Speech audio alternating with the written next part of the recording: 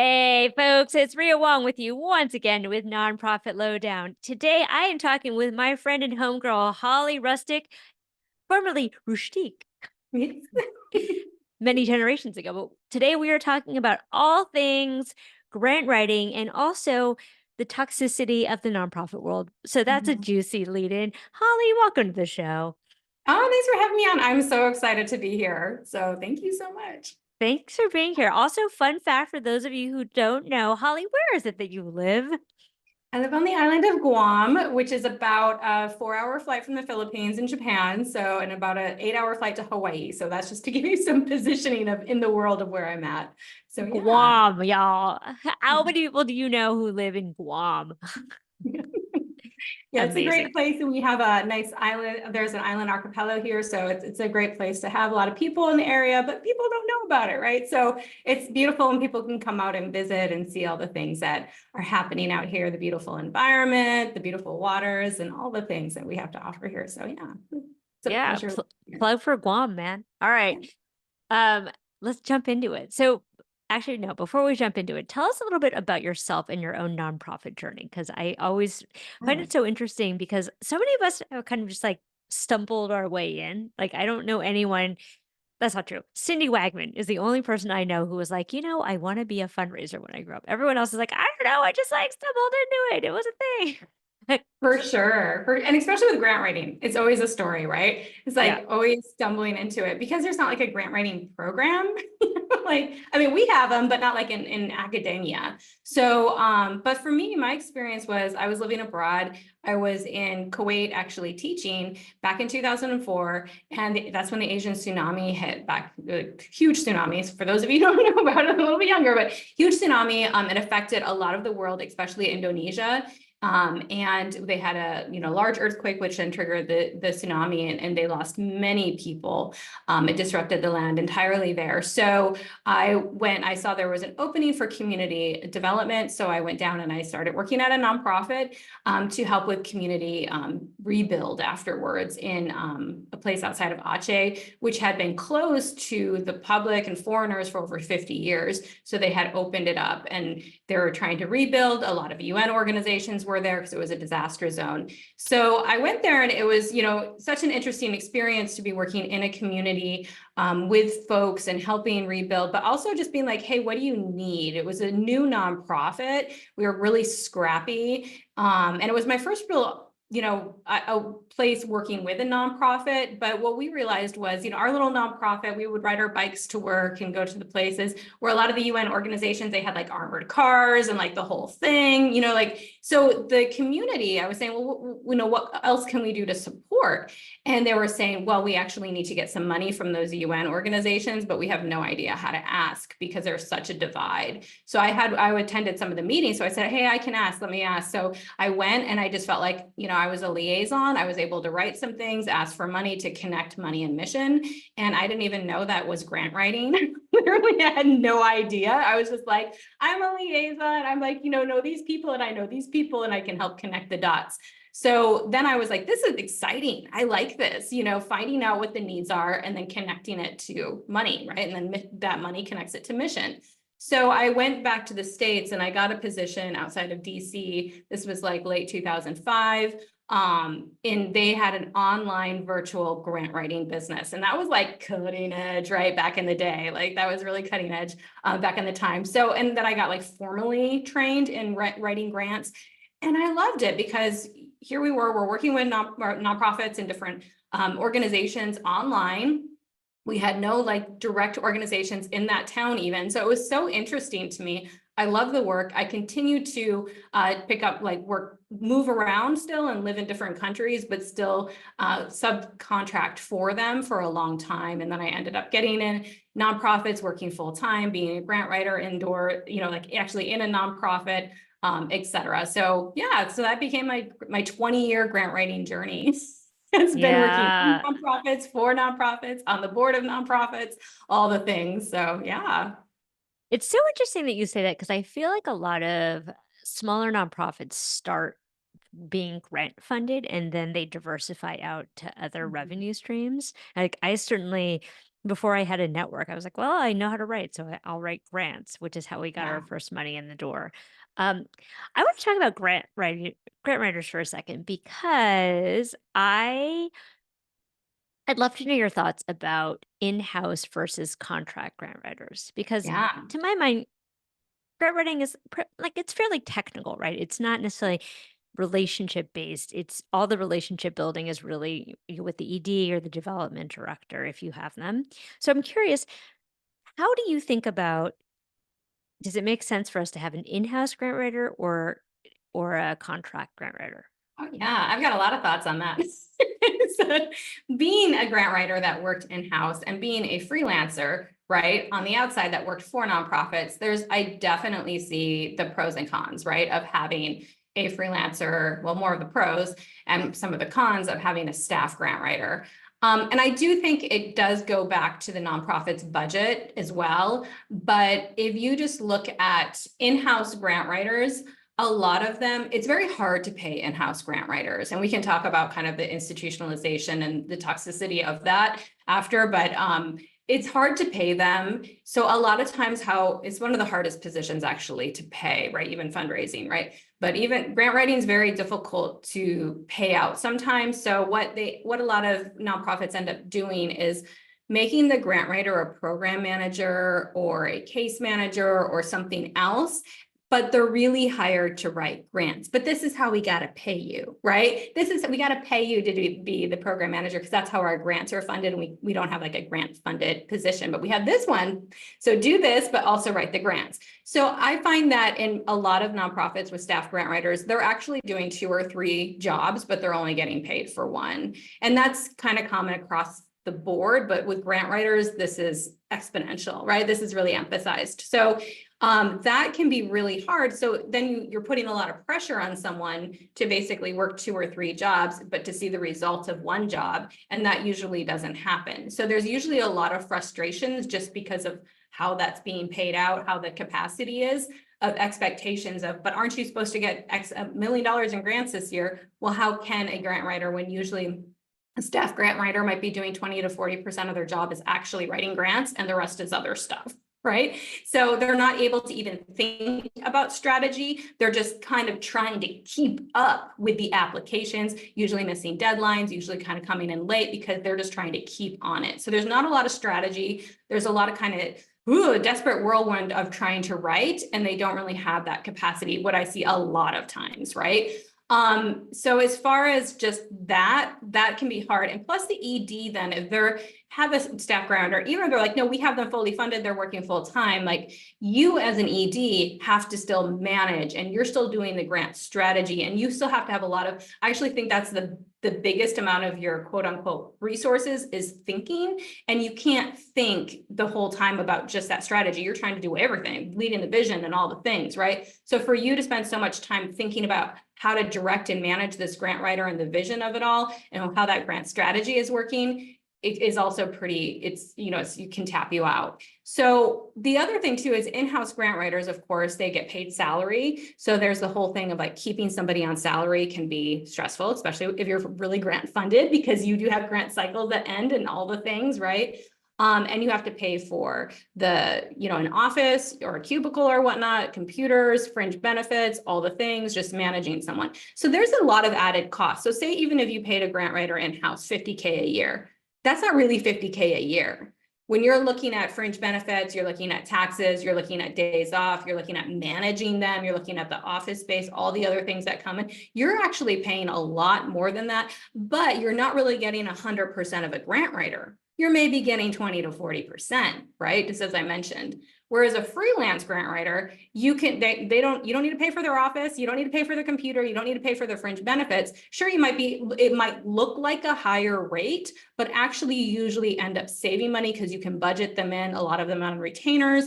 They have a consistent cash flow still or payout basis, and they are 100% thinking about your grant funding. They are actually coming to you going, hey, this is our monthly meeting. This is the strategy for the month. This is what we did. We already outlined it all. We're keeping up with the grants. This is when it's due. This is what I need from you.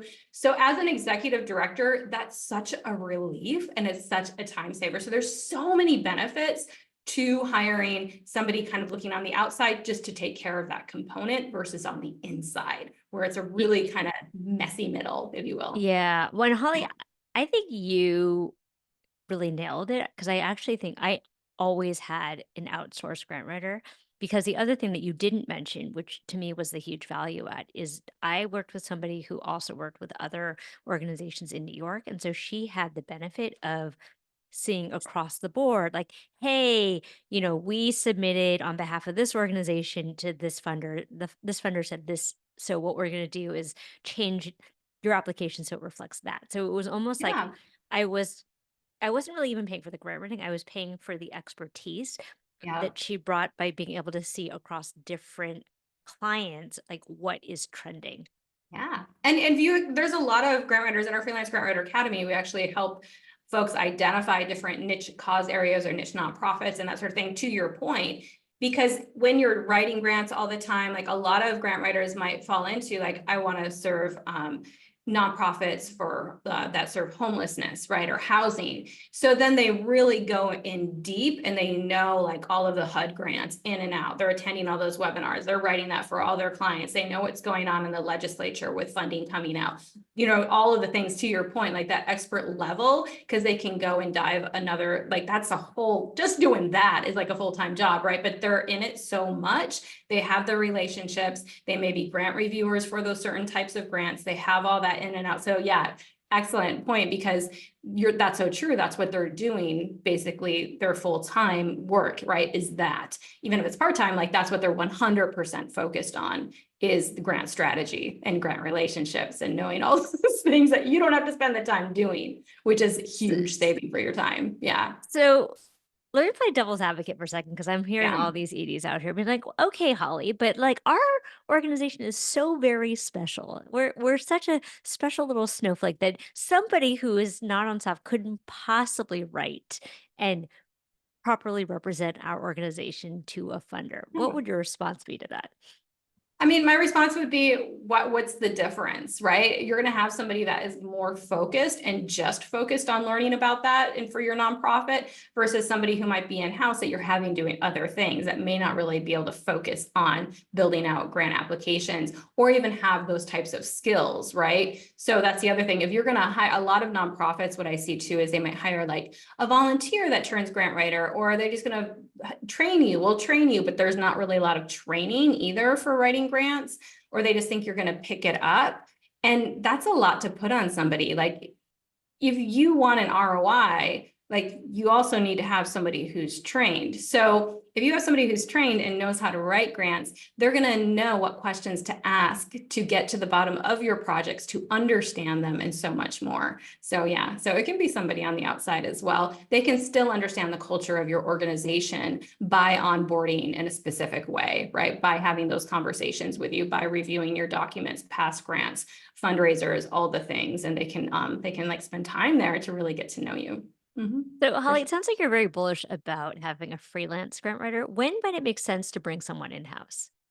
Right. I mean, it depends on your budget too, right? So I think it's larger organizations that it does make sense, because then they are having somebody that they can 100% dedicate to grant writing. If you're having them do more than one job, you should be outsourcing. If you're 100% like, no, we can fund them 100% just to do the grant writing, then I do think that could make sense for your organization. Absolutely. Right. It's totally up to you, but you could have somebody that's there every day, right? And able to be around, and that's absolutely fine as well. But I do see even those organizations will sometimes outsource just for extra help when the Mm. grant season's really busy, because they understand too, we have a full-time person or maybe a few full-time people, but they understand that seasons happen and the grant load gets really big, or somebody goes on vacation or takes time off, right? Because that's the other thing, your full-time grant writer still needs a vacation, they still need time off, they still have life going on.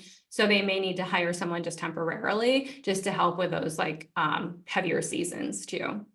Well, and I think I just want to deep dive in for a second because I think there's this misconception that all grants are created equal. And the truth of the Mhm. matter is, like, every grant is different, every reporting schedule is different. They want different things. Yeah. So I think to say that you have a grant writer is also, it's a little bit like saying, I'm going to hire a fundraiser. It's like, well, what kind of fundraiser? There's lots Yeah. of ways to raise money, right?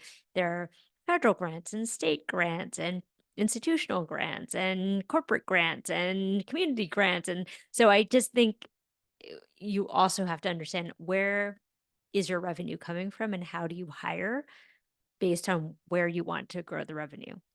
Yeah, absolutely. And just like you were saying earlier about looking at somebody who has expertise in different areas, you can do that with a grant writer too. A lot of grant writers do specialize in foundation grants only with, like I said, housing or homelessness, right? And some might focus on larger federal grants, and that's all they do. And some do a combination. So you can definitely look around and shop, right? And find out and have it fit more of your niche of where your nonprofit is today, but also where you're looking at growing, right? So a lot of the students I work with in the academy, some of them like, okay, first year working with a nonprofit, it might be getting your first foundation grant, right? And then by year 3, we're looking at getting your first federal grant. So it's also like, are you able to grow with the nonprofit as a freelance grant writer too, if you have those skills, right? Or if you want to develop them. Some people don't, they just want to stay in their lane, and that's fine. But that would be your conversation with a grant writer to figure out like what they bring to the table, what their expertise is, what, you know, they are able to focus on, what they love to do, and what they have experience doing, what kind of grants they're bringing in, all of the types of things like that. So yeah, you can definitely find a grant writer that will meet kind of where you're looking at going, and ask them about like, you know, what is your specialty? Foundation grants, state grants, federal grants. Have you done all of these grants? Maybe it's performing art grants, you know, all of that. Mhm. So yeah. So let me ask you the elephant in the room question. How do I know that a grant writer is any good, right? Because I think on the one hand, you can say, very straightforward, look, what's their percentage of grants received, or like, how much money are they bringing in per year?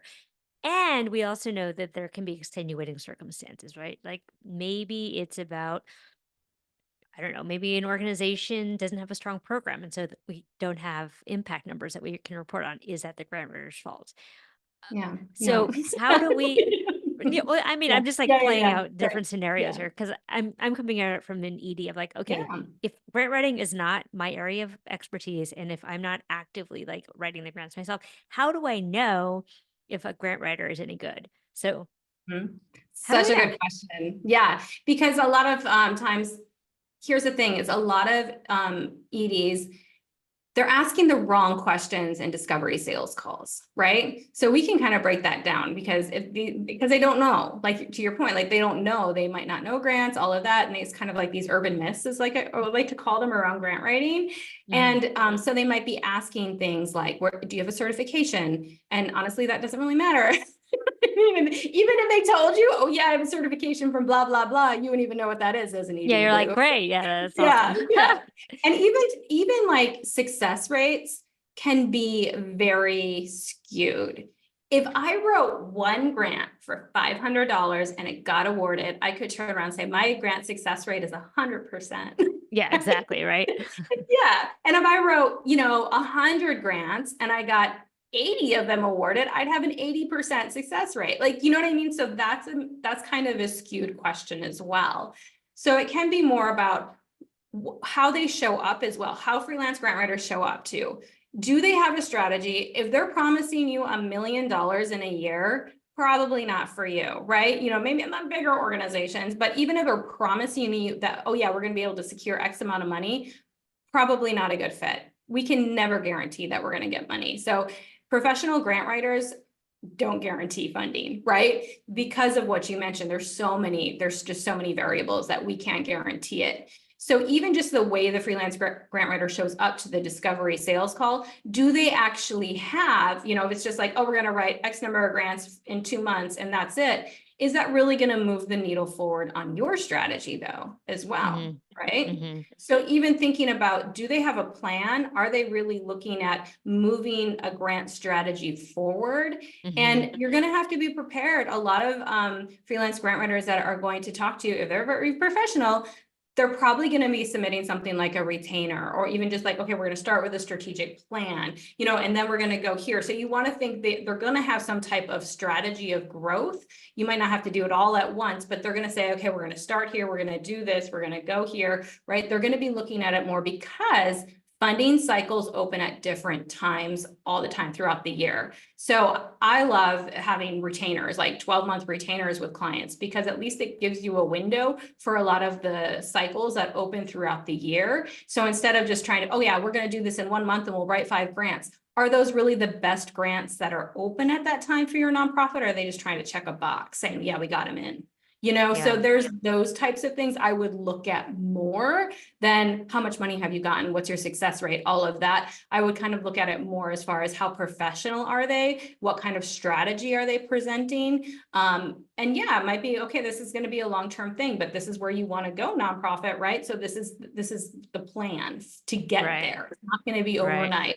Don't hear any overnight successes, all of that. So, and you can just hire someone too, just to write a one-off grant, sometimes like to get to know them, to see how they are, all of that. And for that, if you're just looking to hire for someone for like, you just need help with a one-off grant that's come down, like a federal grant that you need help with, then I would ask, have you written a grant like this before? Even if they haven't, so it's a HUD grant. Have you written a HUD grant before? Even if they haven't written a HUD grant, as long as they've written like a federal grant, right? So those types of things I would look for in that as well. But really, it's a lot about showing up and then asking those types of questions, like if we get denied, what happens? And they should know, like, okay, we'll follow up. We'll try to follow up with the funder. They might not always get back to us. So even just like relationship building can kind of happen as well, right? Through that process and through that year. How are we going to build relationships? How are we going to build a grant strategy that includes a grants calendar that will have the capacity to be submitting these types of grants throughout the year? So they're going to spend some time. So I would look at more of those types of questions rather than just success rates, because those can be skewed. Yeah. Yeah. Well, and as you're talking about it too, I'm just thinking about retainer and thinking, okay, what would be a reasonable number of grants for me to expect them to submit? And again, maybe that's the wrong question, but I do think Yeah. like there has to be some activity. And then, the other thing that I'm thinking about is the tension between like, we know that there are some grants that are a good fit. And then we know that there are some number of like LOIs or initial grants that we have to send out just to be like, hey, we're here. Like, Yeah. that's just the first, like, we know we're not going to get funded, but we have to sort of open the relationship. And so, Yeah. how do you think about, uh, balancing those two things? Because I think both are important as you're building a big fundraising strategy.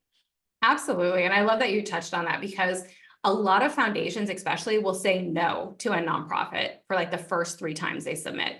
Yep. Just like the norm. They just want to, and what they want to know is, are you hanging around?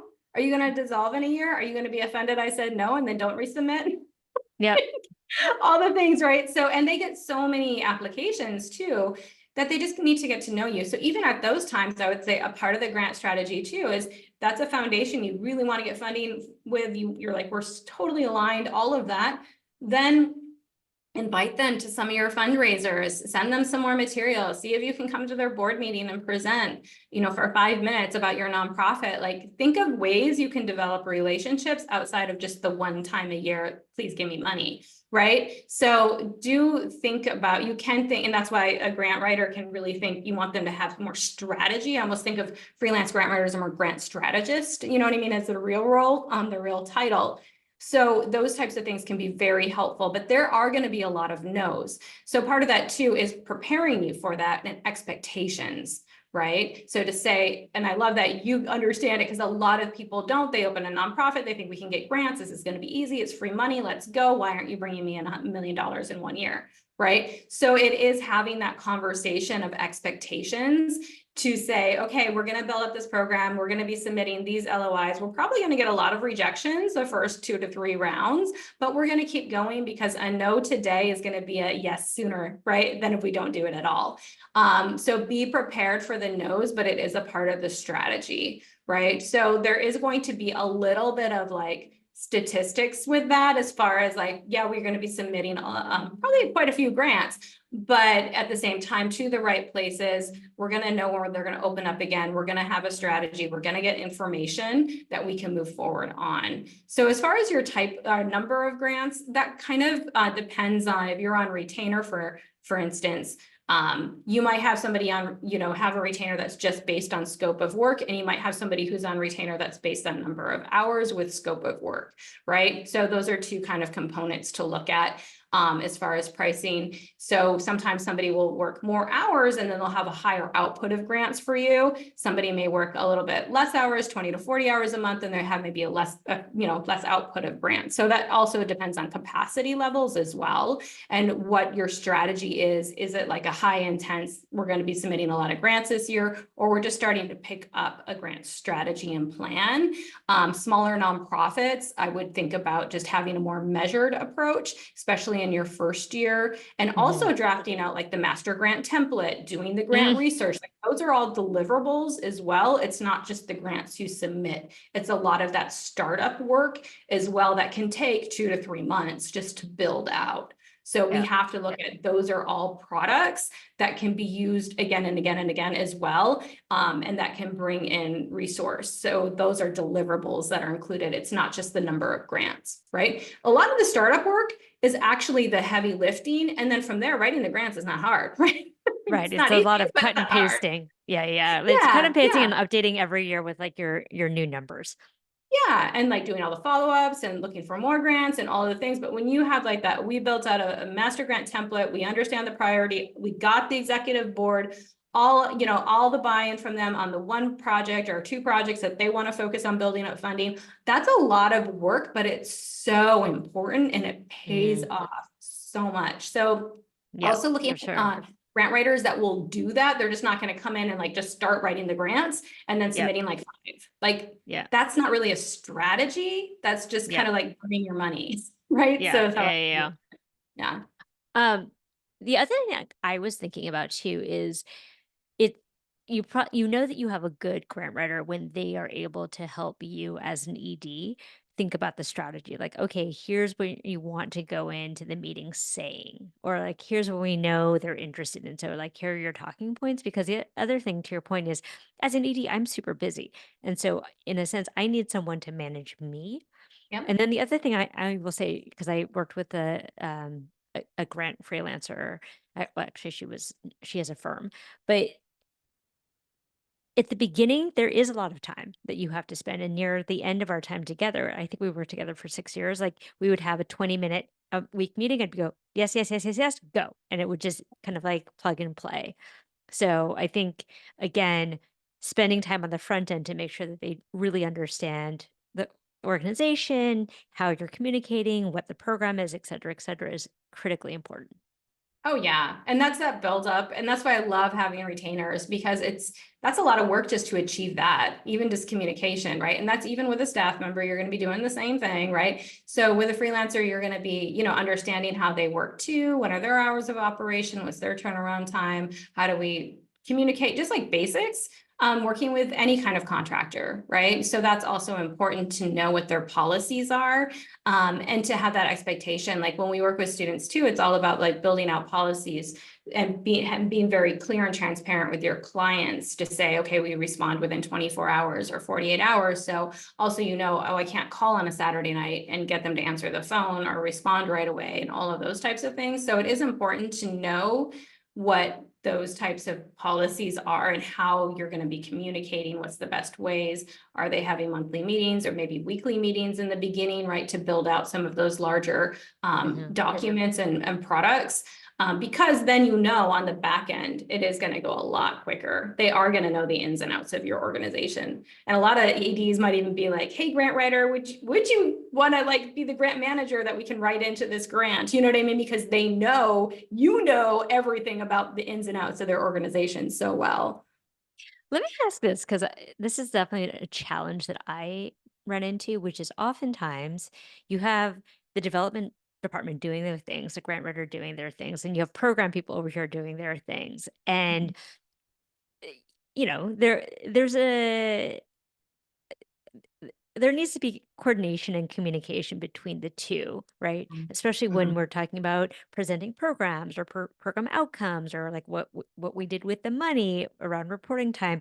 So, whose job is it to make that connection point happen? Is it the ED's job? Is it the grant writer's job? Like, how do we get the information that we need to report to our funders?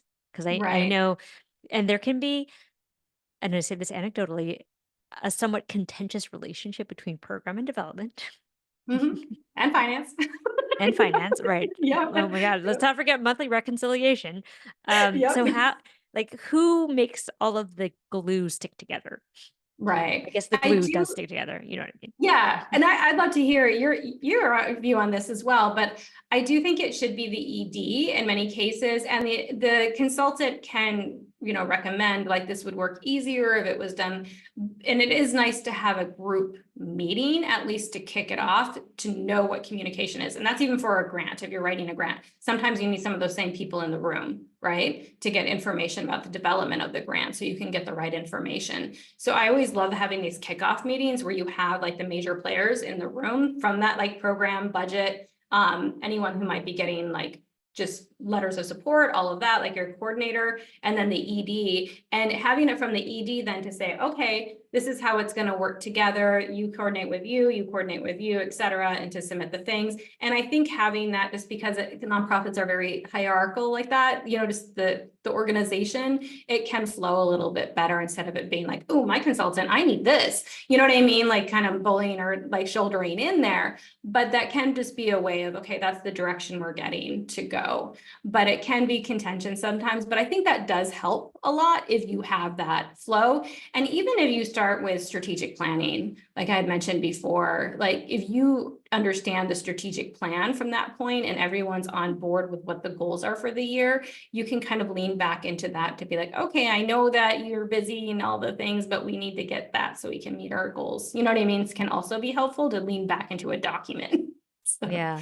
Well, let's yeah. flip it on the other side, right? So Yeah. for those of us out here who might be thinking about being freelance grant writers, I'm just curious because sometimes I think that there's this idea if we hire a grant writer, then magical money will fly out of the sky, right? It's like we're going to hire a development director, magic money is going to fly out.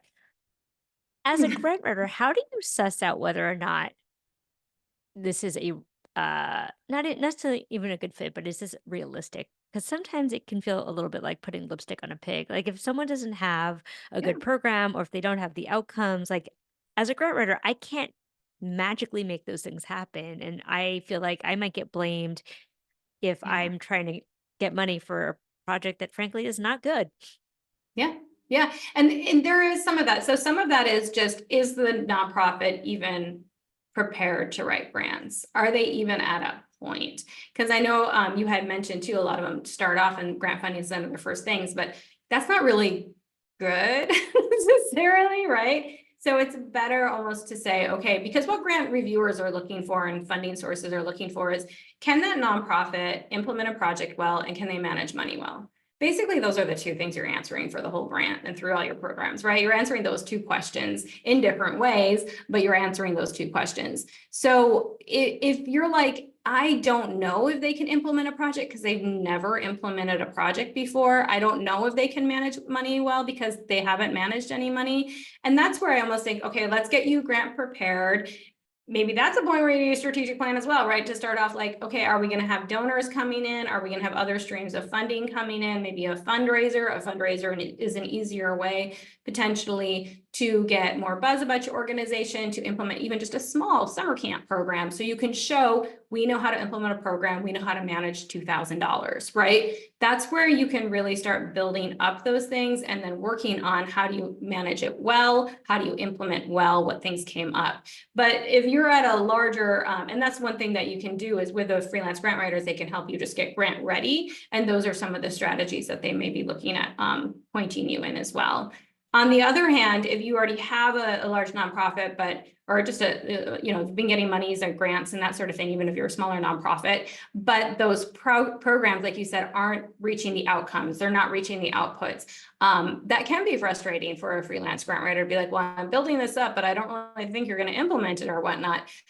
So that is something I think even just ethical to kind of look at and to say, is this the work I want to continue to do? Because if they even get funding, maybe it's not being played out well, or how can I help train them to also help with the grant management side? Because it is important. And if you're not hitting, so you're either not hitting your outcomes because you made them too high and it wasn't realistic, right? That's one way.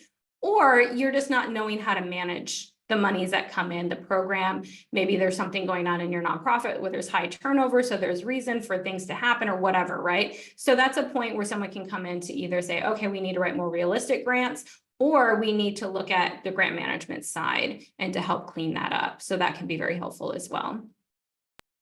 Or maybe you need to look at it and be like, I can't help this Yeah, I don't person. want to take this client. Yeah, and that's the other option too. Yeah, they're not for me. Yeah, Yeah. and because there are organizations out there that, you know, they may have good intentions and all of that, but it's just too frustrating to work with because, you know, a lot of, and here's the thing, like I'm going to call a spade a spade. Like a lot of executive directors or just people in a nonprofit, there's also just like nonprofit boards that are leading. They don't even have staff, but they're asking for funding and that sort of thing.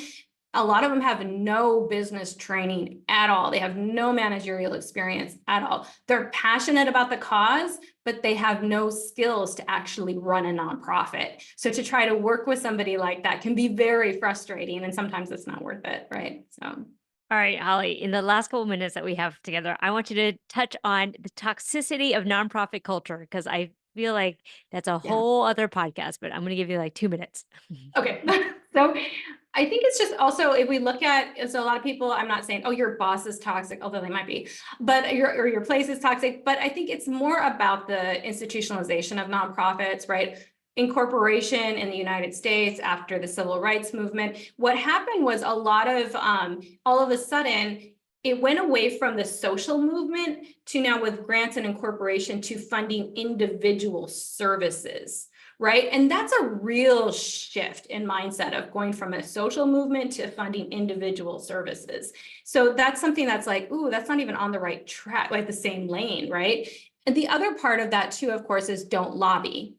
As a 501c3, political, right? So there's part of the federal government that I think was really trying to kind of pull back from the civil rights movement, unfortunately. But they kind of held a carrot and stick saying, but we'll give you money, but you can't do these things. So I just think even with that, that creates a whole culture of toxicity because of that, right? And we kind of fell prey to that. Now that's the culture of like, we're a 501c3, we can't do this, we can't get funding for that, we have to do this, we have to kind of like report on all these things. There's a lot of toxicity just in the overall institutionalization of it. So of course it's going to trickle into the everyday life, right? We have low wages because we can't ask for money for those types of things. We have people that say, oh, let's guilt you to work because it's for the cause. So then a lot of, especially females, right? A lot of females in the nonprofit space, a lot of them feel like, oh, this is charity work. It's a labor of love. Like they get all of that. So I shouldn't ask for a raise. I should be okay to work weekends because it's for the cause. There's a lot of toxicity in that because if you can't take care of yourself and you can't feel valued or you don't feel valued, then showing up to a workspace is really taking advantage of you. And you can still get a good wage, right? You can be valued and advance a cause. Yeah, absolutely. Well, I was actually having this conversation with one of our pod favorites, Brooke Ritchie Babbage, about the fact that as a sector, it was assumed that it was women who worked in Mhm. charity and had rich husbands and therefore didn't need to get paid. Yep. Yep. And so with the It's just their volunteer professionalization, work. right, this is just Mhm. like a fun thing that I need to do, that I can do that I don't need to get paid to do. Yep. And I feel like culturally we've not outgrown that. We actually haven't outgrown this idea of that we actually need to pay people fairly for the work that they do and that we Mhm. need to value it. Like I remember I was at a board meeting, this is early days, where someone says something like, well, do we really need to pay them that much? Like they're doing it for the passion. And I literally almost fell out of my chair. I was like, oh, I'm sorry. Do you do your investment banking job for the passion? Like, you shouldn't get paid for that, right?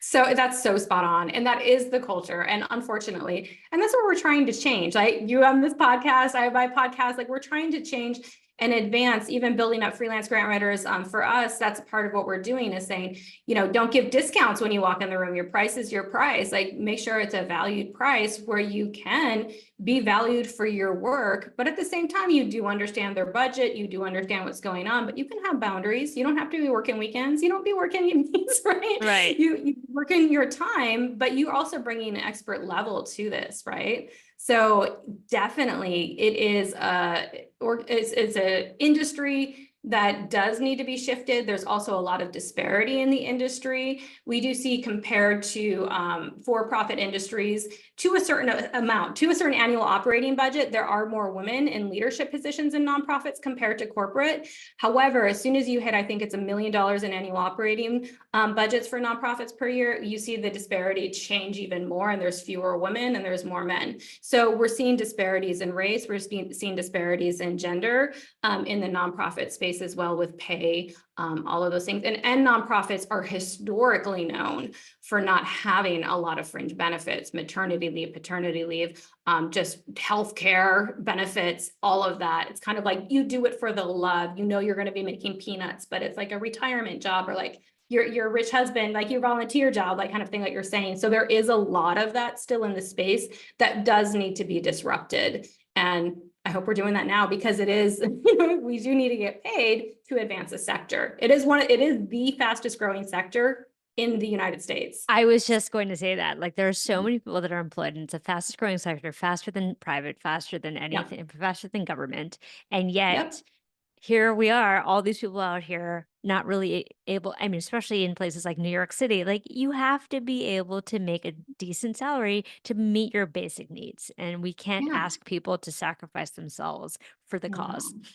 No, I can advance the cause so much better when I'm getting paid well, right? Then I'm able to like attend some of the charity events, and I might be able to volunteer on a board of directors in that capacity. But I can't do that if I'm not getting a fair wage, right? So there's a lot of that it's run amok. But yeah, it is the fastest growing industry, like you said, and nonprofits are businesses. They're Oh my profits. gosh, say it again. I say this all the time.